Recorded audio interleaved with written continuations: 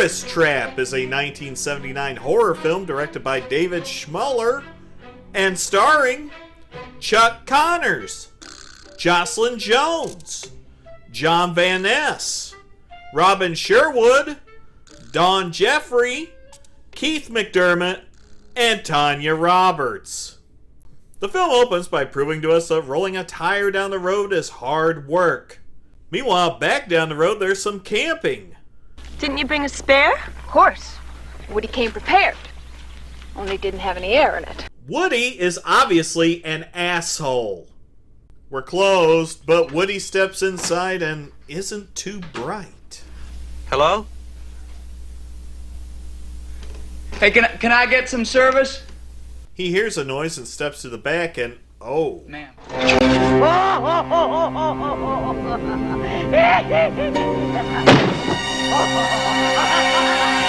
Open the door! Oh, shit! Open the door! How about the fucking window? Psych! It's open.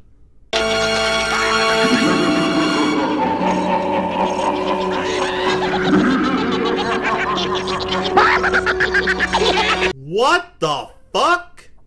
Woody tries to get out, but I've got your arm. Then this cabinet throws a bunch of shit at him, and this fight ends up leaving him drained.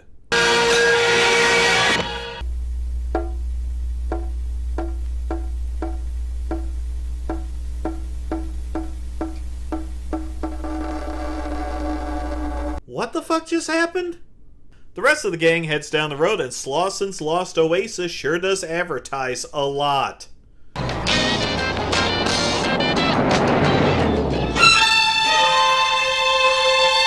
How about you take down the other dozen signs and make it sound like you're open?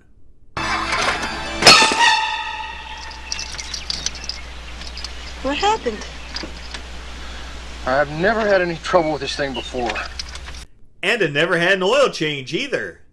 Jerry plays mechanic as the ladies go down and check out the swimming hole. And you thought this was a cheap tourist trap. Title alert! We didn't bring our bathing suits. So? Who needs a bathing suit? This movie's rated PG, so don't even bother getting excited. Molly looks paranoid in the water with good reason because here's Chuck Connors with a shotgun. Howdy. I'm just going to sit here and watch you frolic. Used to be I'd have 25 or 30 visitors a day here. And then the government decided to build a new highway. Fuck the government. I don't get too many visitors no more. Seems most folks use that new highway. You just said that. There's not a place like this in the whole world. A pond? He warns them about water moccasins and then leaves. This freaks out the girls and they head back to Jerry in the Jeep-like vehicle, and great, Slausen is here. He gives them a lift to his museum and offers them a drink and some exposition. Yeah, my brother got pretty good at making those figures. Your brother made these? He got so good they hired him away from me. Folks out in the city did. These are so lifelike. It's so lifelike because it probably is, or was.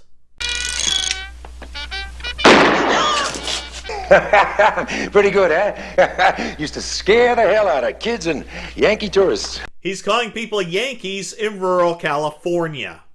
They discover the house that sits behind the museum, and here's some more exposition. Who lives over there? Well, nobody really. Just Davy. You see, he and General Custer here couldn't get along, so I had to separate them. You know this guy's batshit crazy, right? Slausen and Jerry leave to work on the Jeep with the proprietor leaving a warning. Oh, if you're thinking about wandering around outside, I wouldn't if I were you. So they'll be snooping around there shortly. And Eileen immediately leaves to check out the house. She hears people inside, and what the hell? Man, they really have a thing for mannequins. She looks for Woody stealing a neckerchief. Holy shit! Our new character uses the Force and shows Eileen what we do to thieves around here. Back at the museum, Becky and Molly check things out. It almost looks like she could move. What's the matter? Feels like flesh. It probably is! Slauson returns saying that Jerry took his truck for some parts and then begins talking about his wife. It was cancer that killed her. She died in my arms. Slauson realizes that Eileen is missing and goes looking for her, and eventually calls for Davy. Davy, you there? Oh my God. Huh? Becky and Molly leave, with Molly eventually pussing out, so Becky goes ahead and enters the house. Why don't you just try the door first? She romps through the house like a jackass, happening into the death room, a jump scare, and then she gets beaten by some falling dummies. She gives Davy a hand, and then she gets dogpiled by more dummies. Did that kill her? Nope, she's locked in the basement with Jerry and some other girl named Tina who is probably only here to die. This is weird. Back downstairs, everyone takes a shot. It'll be quick, but it won't be easy. You'll die of fright. That's reassuring. Davy covers Tina's head in plaster as Jerry attempts to chew his way out of bondage. You won't be able to breathe, but you won't suffocate. Your heart will burst from fright. Do we really need the commentary? Her face looks like a cream pie. Jerry then manages to get free and attack, but is immediately bitched out. And Molly decides it's her turn to step into the unknown. You're not chewing through chains, are you? Outside, Molly walks down the path. See my friend? Holy shit! And the chase is on. Hot running the fence line action. While running, Molly gets ahead, and a rubber snake, eventually finding Slauson. She spills the tea on her night, and Slauson defends his brother. It's not his fault. He's the way he is. Look, I'm gonna stop at the house and turn on the radio. He always comes to the radio. What?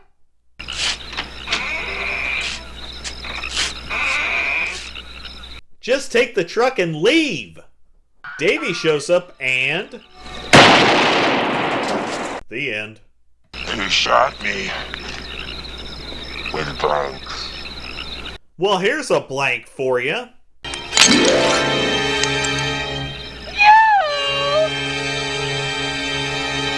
Oh, we are so surprised.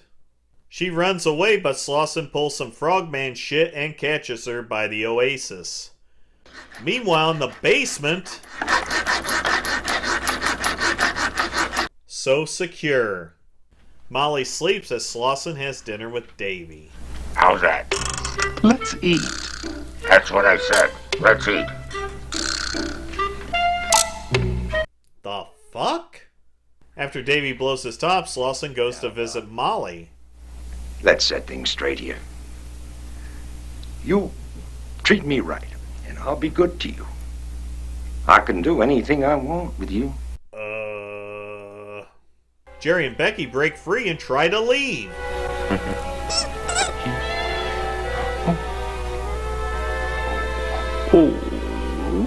What the fuck? They mix with the mannequins, bullshitting Davy or whatever his name is for a moment, but the door is locked and they get busted.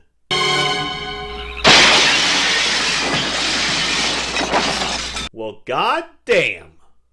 Then Jerry ditches Becky's ass.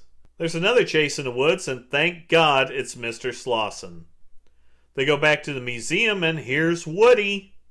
The animatronics shoot up the place until Becky finally gets the axe.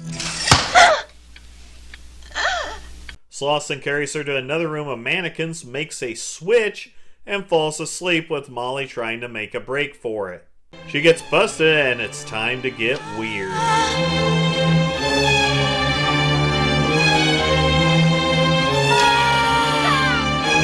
Then they leave the room. He tells Molly that she reminds him of his wife and puts a mask of his bride on her. Ugh. Tell me you love me. Tell me you love me. Women don't like this. He wears her down, but Slauson gets wacky and reveals what really happened to his wife and his brother. I killed her. I killed the both of them. No shit. They were whoring behind my back. She and him had to die.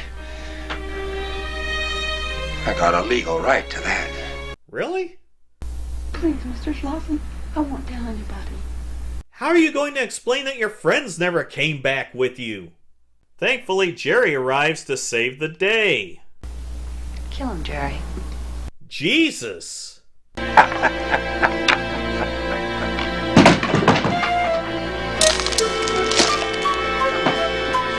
Man, you just got punked. Then shit starts to get real in this house.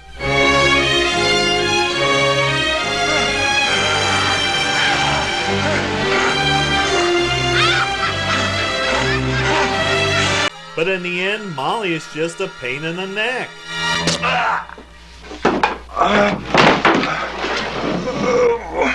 What the fuck? That was weird, huh? Tourist Trap has that Texas Chainsaw Massacre vibe, only with superpowers. A lot of that vibe comes from Robert Burns, who was the art director on Texas Chainsaw Massacre, The Hills Have Eyes, and this film, so he knows how to decorate for the deranged.